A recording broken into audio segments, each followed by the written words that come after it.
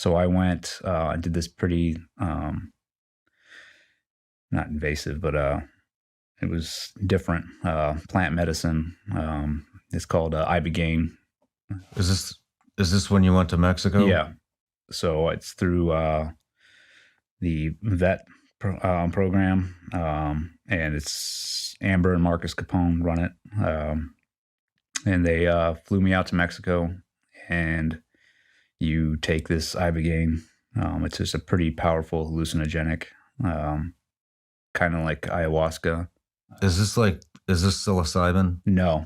Okay. So this Ibogaine comes from like a tree bark. It's, I think, and I don't want to mess this up. I think they said South America, which, certain tribes use it as like a rite of passage when they take it and like to become a man or like to find your purpose. But they've come to find out that this medicine is like, they also used it to treat addicts.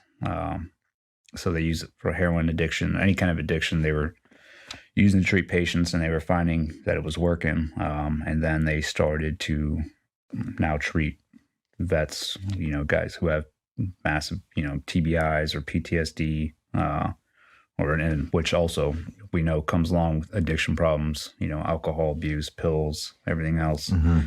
And they're finding out like it's doing wonders. It's almost like a game changer for a lot of guys. So I had talked to a couple buddies that had already done it. They sort of explained it to me, but even when you haven't done it and you have, people explaining to you, you're like, I was nervous about it. But Andrew and I talked about it, and she was on board, and so I went down there, and yeah, it was a game changer for me.